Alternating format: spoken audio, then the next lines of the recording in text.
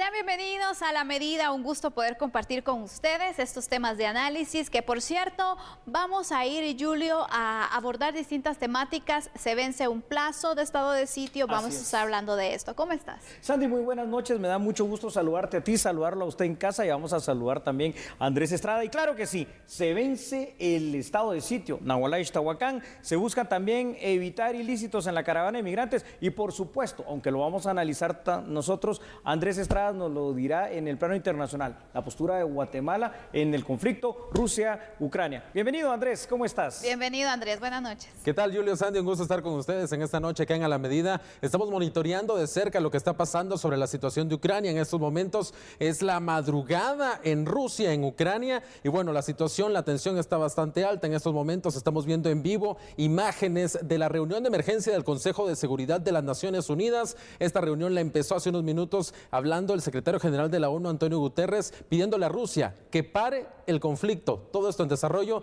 le tendremos más información después acá en A la Medida. Finalizó el estado de sitio decretado en Nahualá y Santa Catarina, Ixtahuacán. Analizamos si se lograron avances para la solución del conflicto. Autoridades implementarán acciones para evitar que las caravanas de migrantes sean utilizadas para transportar ilícitos. Exploramos la postura de Guatemala en el conflicto entre Rusia y Ucrania, además del posible impacto de una eventual guerra. Las muertes por COVID-19 en el continente americano registraron una disminución tras 6 semanas al alza. Diputados rechazaron moción privilegiada que buscaba aprobar de urgencia nacional la ampliación del subsidio al gas propano. Autoridades de SAT dan su opinión sobre la idea de eliminar el impuesto a la distribución de derivados del petróleo ante el alza en el precio de combustibles.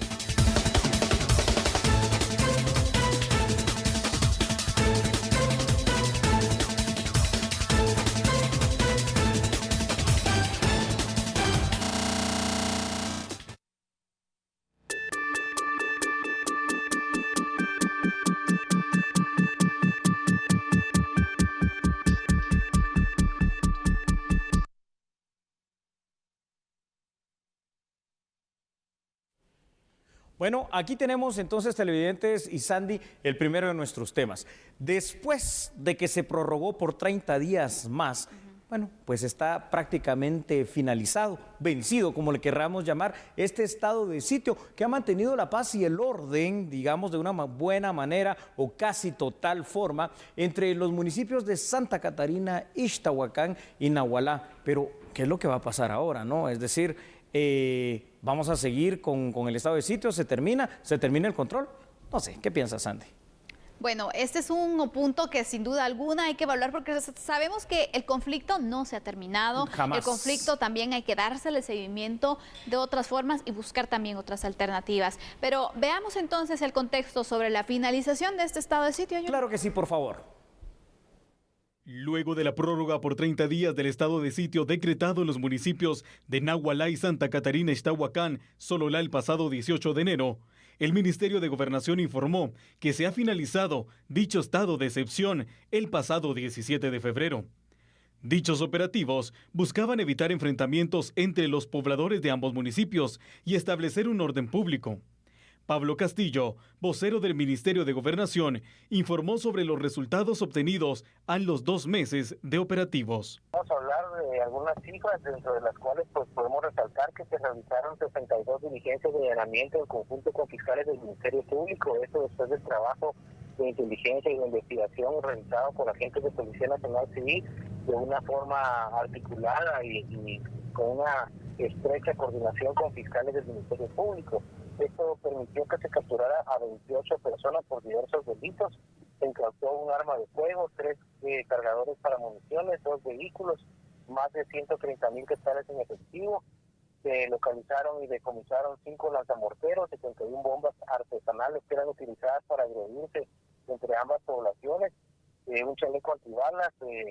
También como producto de los patrullajes y de la presencia en seguridad preventiva se logró solicitar a la base de datos de la Policía Nacional Civil 4.858 solvencias se identificaron 3.584 vehículos, se decomisó 75 libras de marihuana, se identificaron 204 motocicletas, también se incautó un teléfono celular, 935 municiones de diversos calibres, un rifle, y se logró identificar a más de 6.500 personas en los patrullajes de prevención y de seguridad ciudadana. Cabe destacar que el ministro de Gobernación, Napoleón Barrientos, giró una orden a la Policía Nacional Civil para que se mantenga la presencia policial en los 2 municipios del departamento de Sololá. Esto con el fin de evitar conflictos y también mantener el orden público en dicho lugar. En pantalla,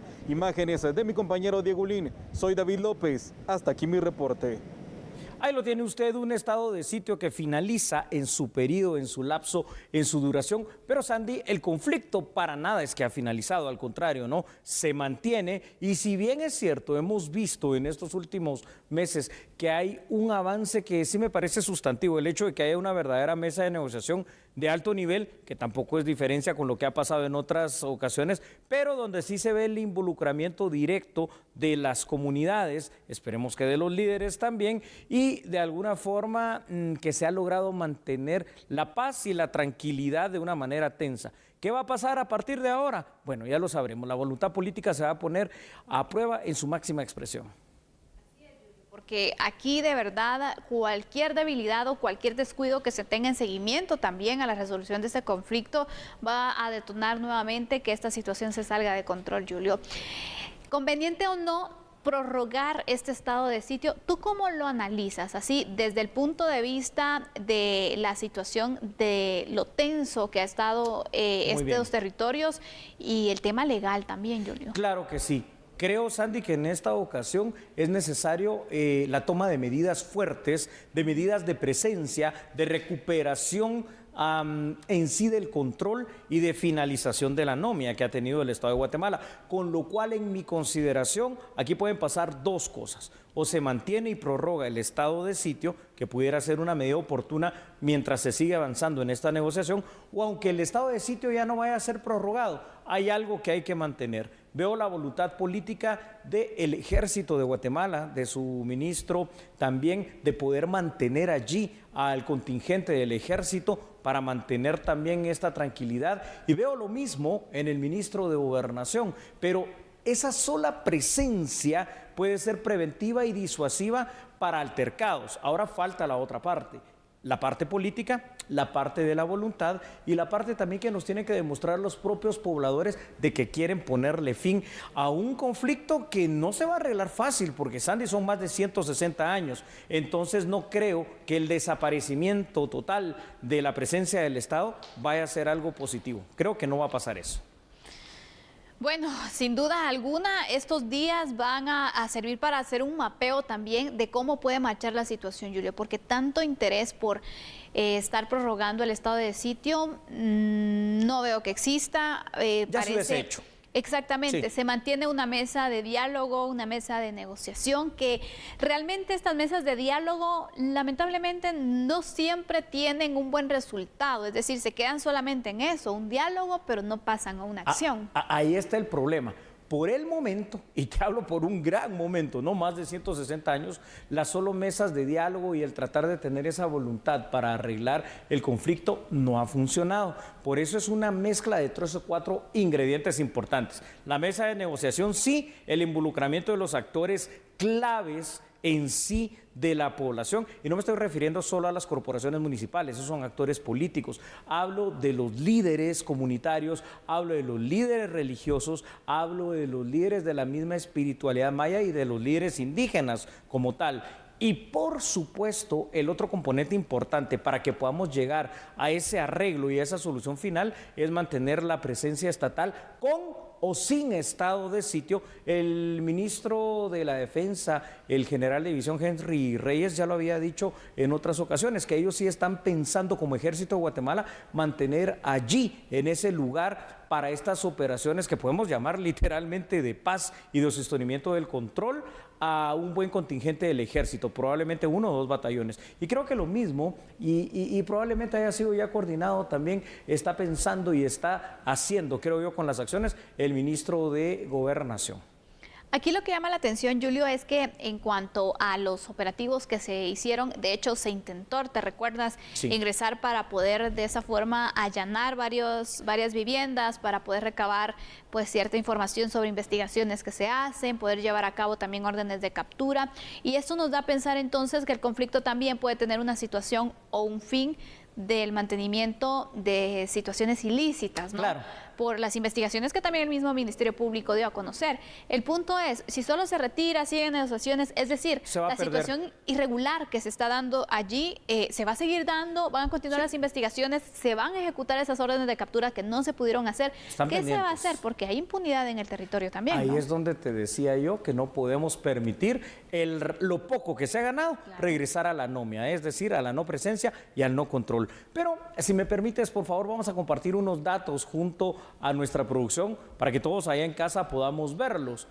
Hay que analizar a este punto si ayudó este estado de sitio al cese casi total de las hostilidades, al menos en la parte de enfrentamientos entre los vecinos de ambos municipios. Por el momento sí. Sin embargo, también el estado de sitio, hay que decirlo claramente, Sandy, no significó, por el momento al menos, el punto y final de un conflicto tan añejo de tantas décadas. Solo significó tal vez el inicio de algo que podría llegar a vislumbrarse como un final feliz. Se logró, eso sí, la instalación de una mesa de negociación del más alto nivel político. Ahora ese nivel político hay que llevarlo a nivel comunitario y al nivel poblacional.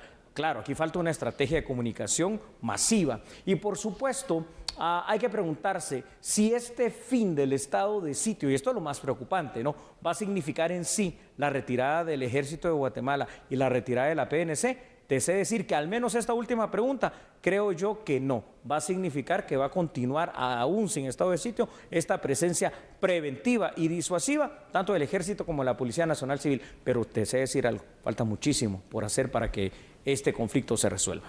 Así es, Julio, hay mucha materia pendiente porque aparte de esto, ¿cómo solucionas un conflicto de tantos años?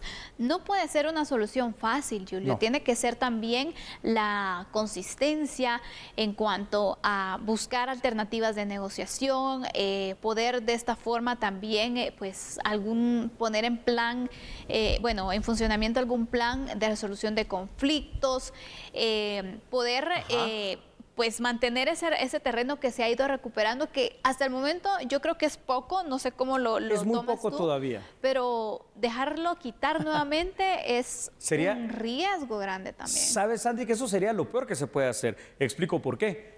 Habríamos entonces perdido el tiempo, habríamos perdido recursos, pero por sobre todo habríamos perdido la oportunidad, ¿no?, como país y como en este caso ambos municipios.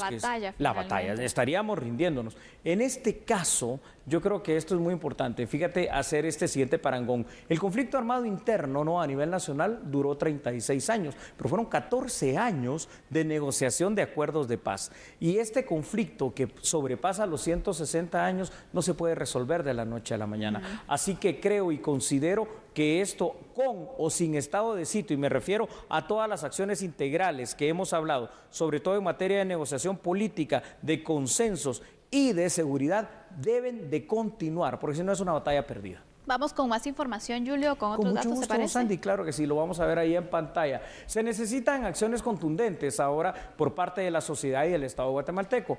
Este estado de sitio que de 60 días, literalmente, permitió el avance a una paz social relativa y paz social preventiva en este instante. El problema del límite territorial, si es que solo fuese ese el problema, está allí y sigue vigente. El problema del uso de las aguas está allí y sigue vigente. Hay actores que invitaron a ambas partes, como el RIC, el Registro de Información Catastral, que todavía tiene que ir a hacer sus mediciones y dar el dictamen final.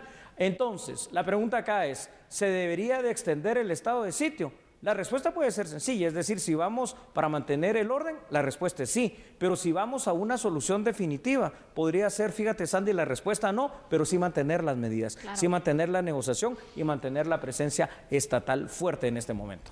Al final, el establecimiento del estado de sitio pues permite mantener cierto control, que se tenga entonces presencia del Ejército, de la Policía Nacional Civil, Julio, pero tampoco puedes estar así, prorrogando y prorrogando, porque claro, esa no es la solución final en este tampoco. tiempo de que estuvo vigente el estado de sitio?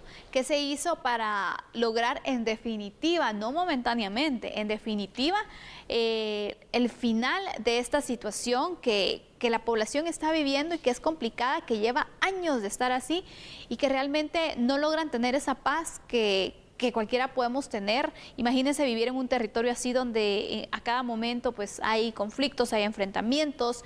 ¿Cuántas muertes se han registrado también, Julio? Entonces, el punto aquí es qué resolución definitiva es la que se le va a dar a este problema, porque eso es lo que se busca, no soluciones momentáneas. Así es. Señoras y señores, estamos hablando de uno de los conflictos sociales más añejos que hay en el estado de Guatemala. Hemos planteado aquí algunos puntos importantes de la reflexión, pero hemos planteado aquí también que parte de la solución es seguir manteniendo definitivamente este control. Hemos planteado aquí que la mesa de diálogo debe de seguir, que tiene que haber una estrategia comunicacional para todos los habitantes, pero que por sobre todo tiene que empezarse a construir algo que por décadas no ha existido entre ambos municipios. ¿Qué es ese algo? Es una cultura de paz. Vamos a continuar con la información aquí en A la Medida. Y en otras noticias le damos seguimiento al panorama del COVID-19 a nivel latinoamericano, porque luego de 6 semanas consecutivas, las muertes por COVID-19 han logrado bajar, según el monitoreo que ha realizado la Organización Panamericana de la Salud. La semana pasada hubo 2,2 millones de casos nuevos de COVID en la región, una caída del 28% en comparación con la semana anterior. Y al cabo de 6 semanas consecutivas de aumentos, vimos la caída en el número de muertes por primera vez desde el comienzo de la ola de Omicron a 29,000 muertes nuevas notificadas en la región, una caída del 9%, pero muchos lugares aún se enfrentan a la cresta de este aumento rápido de las infecciones. Si bien los casos cayeron en 1/3 en América del Norte, México notificó un aumento del 70% en el número de infecciones nuevas, y mientras que las muertes cayeron en los Estados Unidos, estas tasas se encuentran entre las más altas que hemos visto en el curso de la pandemia. En América Central, las muertes cayeron en un 17%. Sin embargo, Nicaragua vio un aumento de casos en 1/3 en lo que hace a los ingresos en terapia intensiva y las muertes. Sigue habiendo un aumento en Honduras.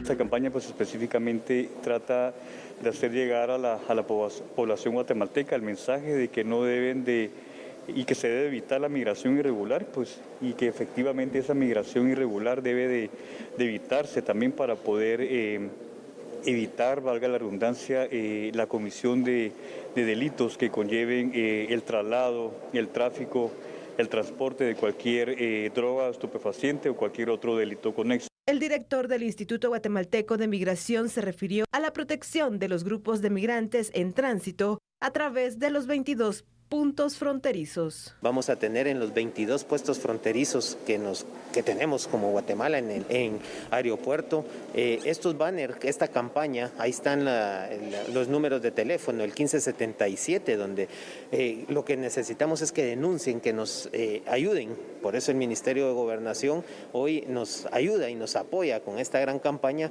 para evitar eso, para evitar esos engaños, para evitar que sigan lucrando con la población guatemalteca, con la población migrante y que no se dejen sorprender. Las autoridades habilitaron los números de la línea antinarcótica 1577 o al WhatsApp 3035 1678 para denunciar cualquier delito relacionado al transporte de droga o cualquier otro ilícito, para poder capturar a los responsables. La migración jamás va a ser un delito, esto hay que tenerlo bien claro. ¿Por qué? Porque es un derecho humano, es un derecho fundamental. Sin embargo, lo que tenemos que tener cuidado como Estado guatemalteco es que muchos aprovechados en esta confusión de lo que son las caravanas migrantes pueden venir y llevar y aprovechar en esa situación del tumulto de personas cuestiones ilícitas como drogas y como dinero y, por qué no decirlo también, como menores para el tema de la trata de personas. Y a eso se refiere este tema, Sandy.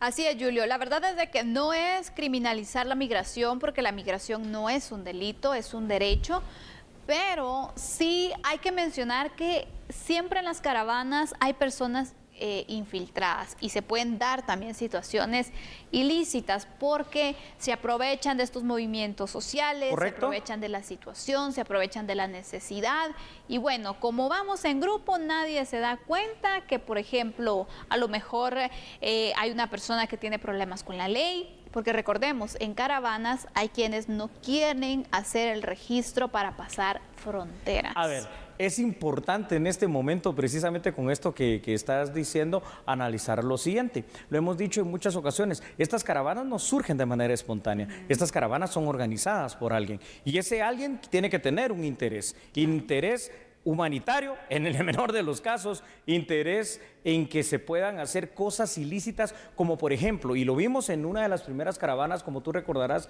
había gente entregando dinero en efectivo a los integrantes de la caravana. Ahora, nadie regala nada a cambio de absolutamente nada, sino que aquí hay el aprovechamiento de la pobreza, el aprovechamiento de las condiciones de vida para decirle, mira, vamos a organizar la caravana, van a llegar a Estados Unidos, te vas a llevar a este niño, recuerda el alquiler de niños que se está dando, ¿verdad? Y además, pues te vas a llevar esta sustancia prohibida, una droga, por ejemplo, o te vas a llevar esta cantidad de dinero diseminado entre varios que son de la caravana. Pues si llegan ya a México, ya puede haber llegado ahí el dinero, ya puede haber llegado ahí la droga, ya puede haber llegado el menor, por ejemplo, o la mujer o la adolescente, para cometer varios ilícitos. Esto es lo que hay que frenar. Exactamente, Julio. La verdad es de que viendo la situación de la migración, las caravanas de migrantes también, que no se terminan, que se siguen anunciando, correcto, que ocurrirán, y aparte el poco control que se puede tener de las mismas por la cantidad de personas que viajan por las rutas distintas que utilizan y por supuesto la existencia de pasos ciegos también, que recordemos, nuestras fronteras también tienen esas debilidades, ¿no? Sí, esto es muy importante de ver, como también importante de ver y analizar son los datos que nuestra producción va a compartir con ustedes allá en casa, porque le dan este sustento, ¿no? El derecho a la migración es uno de los 30 derechos humanos y no se puede criminalizar el acto de querer migrar para mejorar las condiciones de vida de las personas, ¿verdad? Pero tampoco significa que puede haber cero controles que permitan a delincuentes aprovecharse de estos movimientos sociales que se han visto aquí en Centroamérica, las caravanas de migrantes famosas.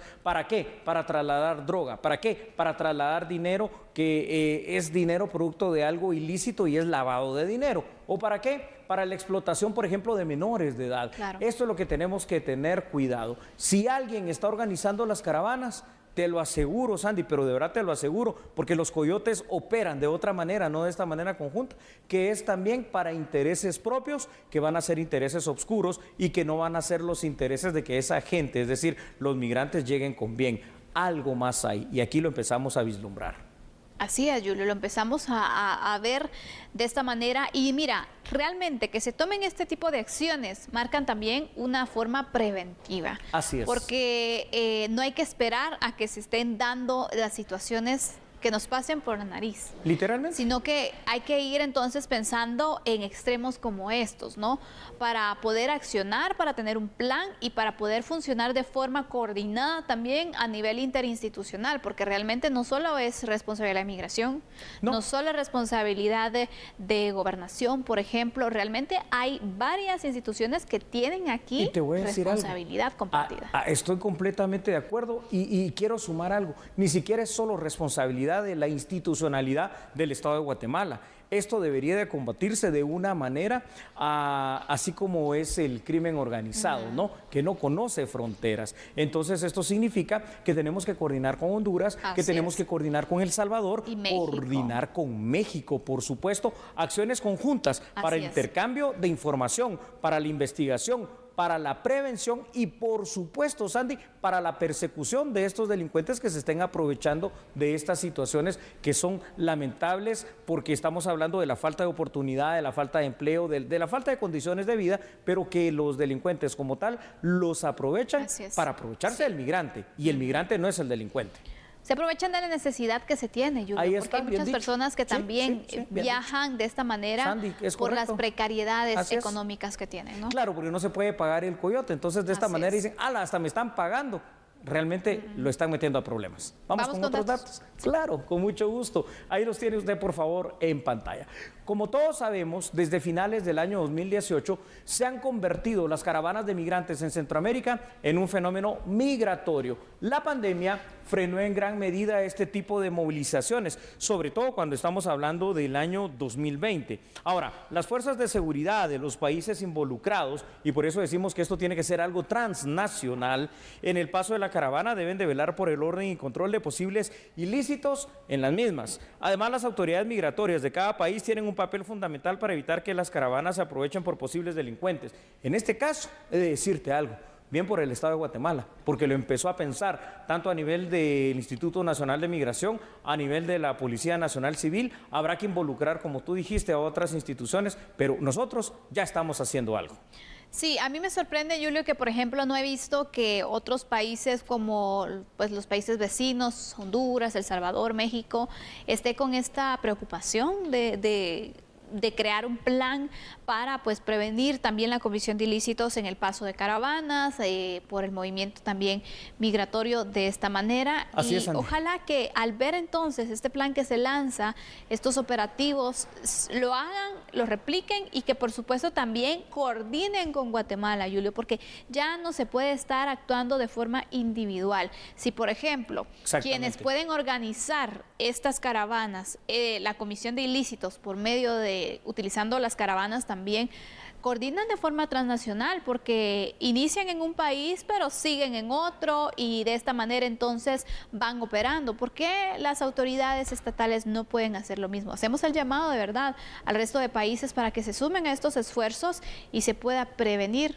la comisión de delitos utilizando la migración. Vamos con otras noticias. Y así es, continuamos con la información. ¿Sabe usted que los diputados del Congreso de la República rechazaron conocer, al menos de urgencia nacional, lo que es el tema de la ampliación al subsidio del gas propano? Y aquí está la ampliación de esta información. Durante la sesión plenaria de este miércoles, diputados del Congreso de la República rechazaron una moción privilegiada para aprobar de urgencia nacional la iniciativa de ley que buscaba ampliar por 2 meses la subvención al precio del gas propano. Sin embargo, se necesitaban 107 votos, pero 98 diputados estuvieron a favor. La iniciativa fue enviada a la Comisión de Energía y Minas. Este próximo 1 de marzo pierde vigencia la Ley de Apoyo Social Temporal a los consumidores de gas propano, la cual fue aprobada el pasado 17 de noviembre en el Congreso de la República. La subvención es de 8 quetzales al cilindro de 10 libras, de 16 quetzales al cilindro de 20 libras, de 20 quetzales al cilindro de 25 libras y de 28 al cilindro de 35 libras. Bueno, regresaremos con un tema de análisis, Julio, que sin duda alguna tenemos que prestarle mucha atención. La situación de Rusia con Ucrania nos puede afectar o no, y cuál es esa postura que Guatemala tiene que tener sobre la situación mundial. Ya varios países se han pronunciado. Así es, y Guatemala también ya fijó su postura, así que lo vamos a analizar cuando regresemos. Y recuerde que nosotros acá en TN23 a esta hora en vivo somos a la medida.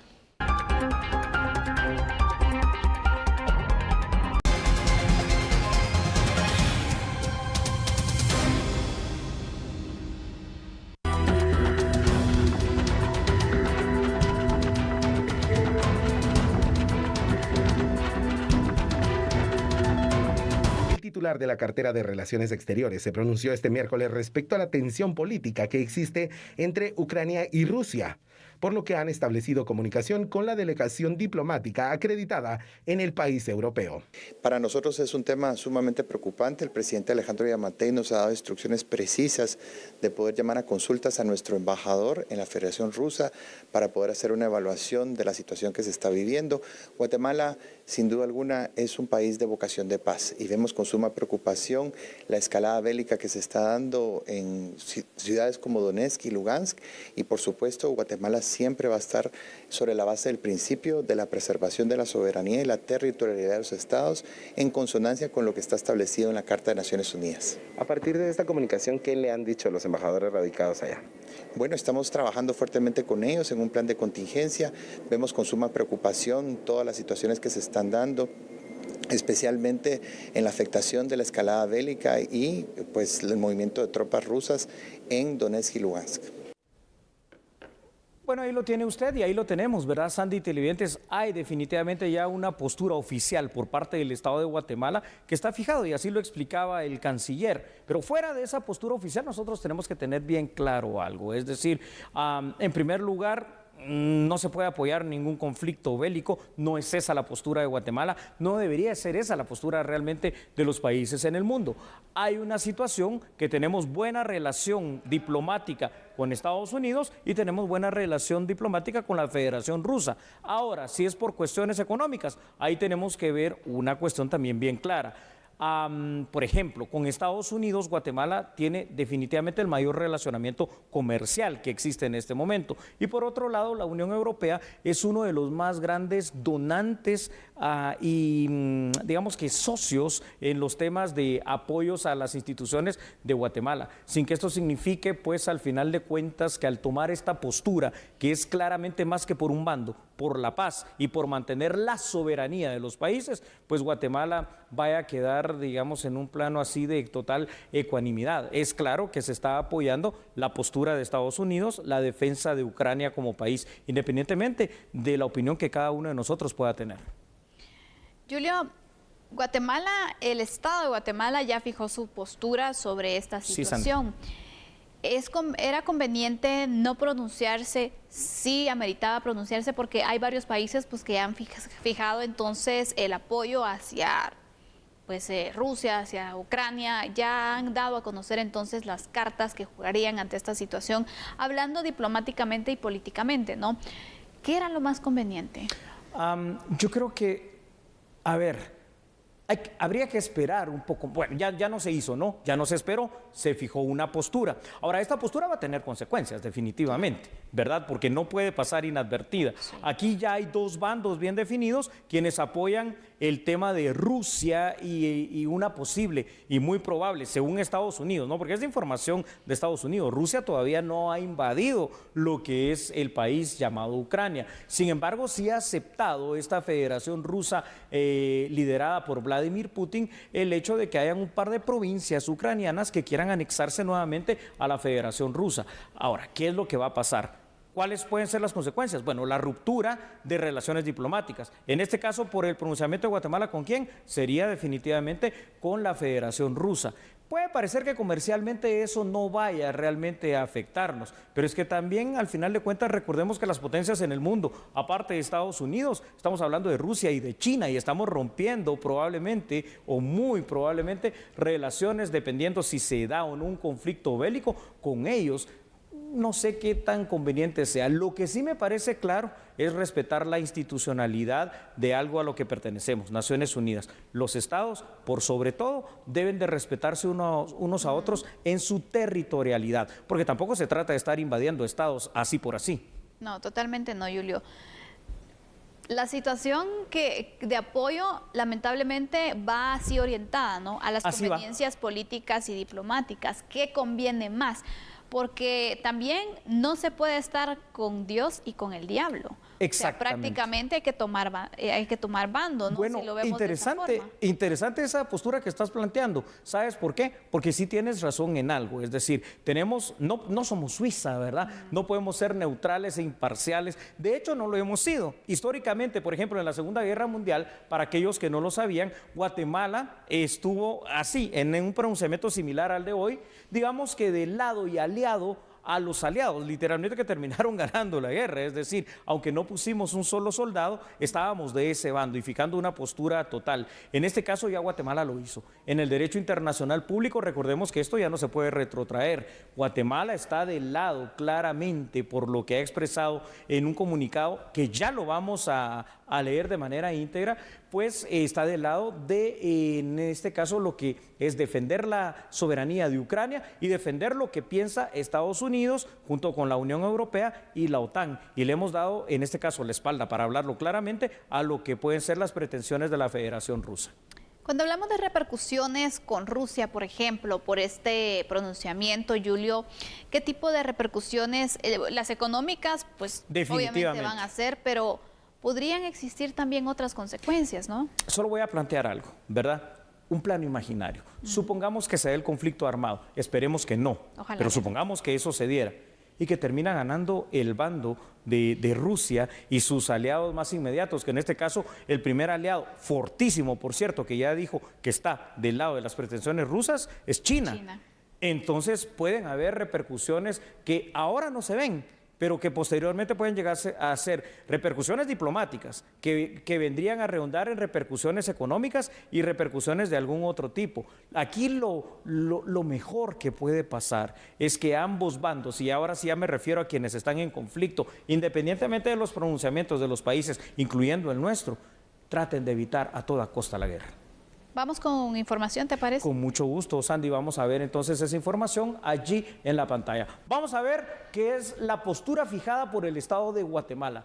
Guatemala, en un comunicado emitido de manera oficial por la Cancillería, condena enérgicamente el reconocimiento unilateral por parte de la Federación de Rusia, es decir, en contra de esa postura, a las llamadas repúblicas separatistas de Ucrania, lo cual considera una acción que viola los principios del derecho internacional y la integridad de Ucrania. Esta parte del comunicado me parece fantástica en cuanto a la redacción, pero ya lo dije, Sandy, va a tener consecuencias, para bien o para mal. A ver, pongámoslo desde otro plano. ¿Qué hubiese pasado, por ejemplo, si el conflicto o el problema no fuese, digamos, entre Ucrania y Rusia y fuese un problema nuestro? A ver, ya nos pasó el tema de Belice. Hay personas que siguen diciendo y creyendo que Belice es nuestro, cuando Belice realmente lo perdimos. Miguel Ydígoras Fuentes, en finales de la década de los 60, pasó la frontera con Belice con soldados. Recordemos que él era general, clavó la bandera de Guatemala y lo reclamó como parte del Estado de Guatemala.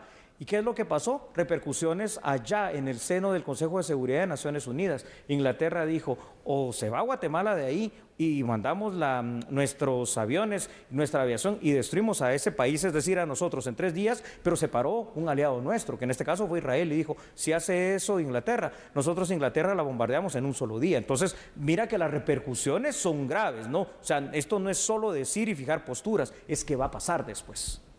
Exactamente, Julio. Vemos aquí las distintas aristas, ese panorama también que se da, que de verdad hay algunos que ya no tienen esperanza que se detenga entonces un enfrentamiento entre Rusia y Ucrania. Hay otros que siguen abogando por la vía diplomática para que se pueda detener esta situación y no vengan las repercusiones, porque la economía sin duda alguna va a ser golpeada drásticamente, Julio. Una economía que en sí ya está también por los suelos. Exactamente, sí, entonces evaluando este punto que tú indicabas, ¿no? El hecho de que ya se fijó la postura, ya aunque prácticamente no se dice soy full apoyo a Estados lo vemos Unidos, entre líneas, Ucrania y la Entre Unión líneas, Europea. claro, Ahí está. Está claro el mensaje, la verdad que se tiene, ¿no? Pero así hay varios países que también se han sumado, Julio. Eso es muy correcto, Sandy. Al final de cuentas, bueno, si de algo podemos hablar, digamos, en positivo en esta situación, que no es problema del Estado de Guatemala, que es problema de una potencial guerra, es que Guatemala fijó una postura. Ahora, hay algo que me llama la atención, ¿no? Y antes de ver los siguientes datos, lo quiero indicar para la reflexión. Estados Unidos ha estado insistiendo en los últimos días de que Rusia esto, de que Rusia lo otro, y de que Rusia probablemente esta misma noche, madrugada casi ya para los europeos, pues iba a invadir Ucrania. Esto no ha pasado. Entonces también hay que ver qué información se maneja, porque no vaya a ser que la información se esté manipulando. Exactamente, y hay mucha especulación también al respecto, Sí, ¿no? porque Putin tampoco es loco, por algo está defendiendo a su país, eso hay que entenderlo. Ampliamos la información, Julio. Con mucho gusto vamos a ver entonces esa ampliación de información ahí en pantalla. Parte también integral de este comunicado del Estado guatemalteco que se dio en este día para fijar una postura a favor de Ucrania, a favor de Estados Unidos, la OTAN y la Unión Europea es lo siguiente. Guatemala como país con una profunda vocación de paz confía en la voluntad de las partes involucradas de buscar una solución pacífica. Mira que esta parte del comunicado es muy buena y formula votos para que cualquier diferencia se pueda resolver mediante la vía diplomática en beneficio de ambos pueblos y de la paz y estabilidad de esa región. Esta parte del comunicado suena bien diplomática, pero la primera parte ya fijó una postura. Entonces no se puede, como tú dijiste, quedar bien con Dios y con el diablo. Nosotros ya quedamos bien. No sé a este punto si será con Dios o con el diablo, pero ya quedamos bien con una parte. Lo vamos a averiguar entonces en la finalización de este conflicto. Si se da una guerra o no, quién resulta ganador. Es una decisión arriesgada, es una moneda al aire que se ha lanzado, la verdad, Julio. Así es. ¿Qué tienes de conclusión? De conclusión yo diría lo siguiente, me quedo, número uno, lo que tú dijiste, una moneda al aire, no sabemos qué va a pasar. Dos, ustedes ya se fijaron que esta nuestra generación ha vivido cosas históricas. Número uno, la finalización de un siglo al otro, el tema del Y2K. Hemos pasado también el 13 de Bactún, que es la finalización de una era precisamente en el calendario maya. Y aparte de eso, hemos pasado y atravesado, por ejemplo, por una pandemia. Y hoy por hoy estamos en ciernes y en vilo y ojalá nos equivoquemos de una potencial guerra, que no es solo entre dos naciones. Puede convertirse en un conflicto mundial por las posturas ya fijadas. Continuamos con la información. Y bueno, sin duda, en este tema que hemos hablado, Rusia, Ucrania, una de las situaciones que también se ve una repercusión es en los combustibles, que por cierto ya han aumentado considerablemente. Hay algunos sectores que, previendo este panorama y esta situación también económica, argumentan que es necesario eliminar por un tiempo el impuesto de distribución de los derivados del petróleo. Pero ¿qué piensa la SAT? Veamos su postura. Sí lo hemos evaluado. El IDP representa aproximadamente 5.000 millones al año de recaudación, así que no es posible, digamos, suprimir el impuesto del IDP sobre combustibles.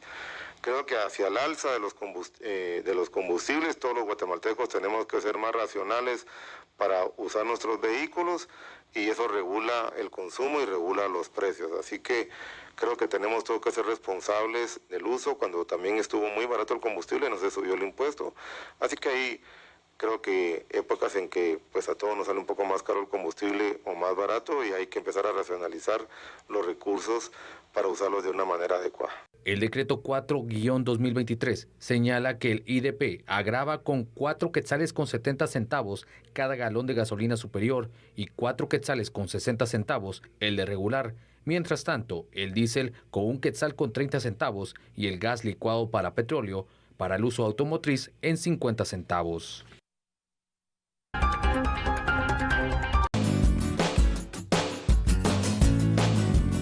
La fecha de hoy, 23 de febrero de 2022. Este es el tipo de cambio del dólar estadounidense según el sitio Infodólar y el Vanguard.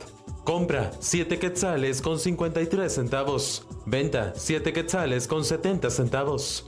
Revisamos ahora el tipo de cambio del euro, la moneda vigente en Europa. Para este 23 de febrero, según el sitio Infodólar. Compra 8 quetzales con 19 centavos. Venta 9 quetzales con 78 centavos.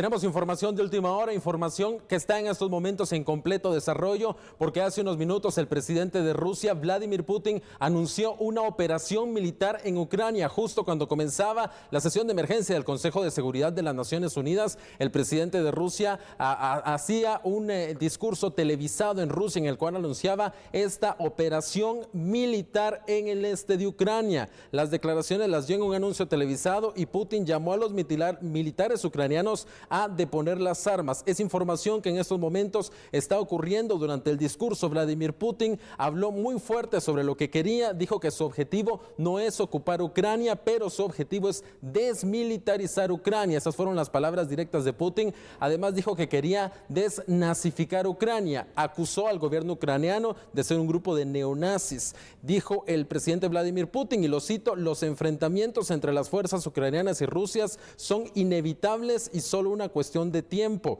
Putin dijo que es inaceptable una mayor expansión de la OTAN y uso del territorio ucraniano. Afirmó que la operación militar rusa tenía como objetivo proteger a la población y que las circunstancias eran las que le exigían a Rusia una acción decisiva. También lanzó una advertencia al resto de países del mundo. Putin afirmó que en caso de injerencia extranjera, ellos actuarán inmediatamente como nunca en la historia lo habían hecho el gobierno ruso. El presidente Biden también reaccionó unos minutos después de que el presidente Putin anunciara esta operación militar. Afirmó que palabras de Joe Biden en un comunicado, lo cito: el presidente Putin ha optado por una guerra premeditada que provocará una pérdida catastrófica de vidas y sufrimiento humano. Esta noche Jill y yo rezaremos por el valiente y orgulloso pueblo de Ucrania. Estas son parte de las reacciones que se están dando en estos momentos. Usted ve en la parte superior de su pantalla que está en desarrollo el Consejo de Seguridad de la ONU, un consejo que inició con el secretario general de las Naciones Unidas, Antonio Guterres, pidiendo no a la guerra. También habló la embajadora ante las Naciones Unidas de Estados Unidos, pidiendo a la Rusia que todavía había una vía diplomática. Sin embargo, cuando ellos estaban hablando fue que Putin anunció básicamente esta acción militar, básicamente esta guerra. Justo también en el momento en que Putin empezaba a hablar, se empezaron a escuchar explosiones en varias regiones de Ucrania. Ya se han reportado explosiones en el centro de Ucrania, en la capital ucraniana, en Kiev, se han empezado a escuchar estas explosiones.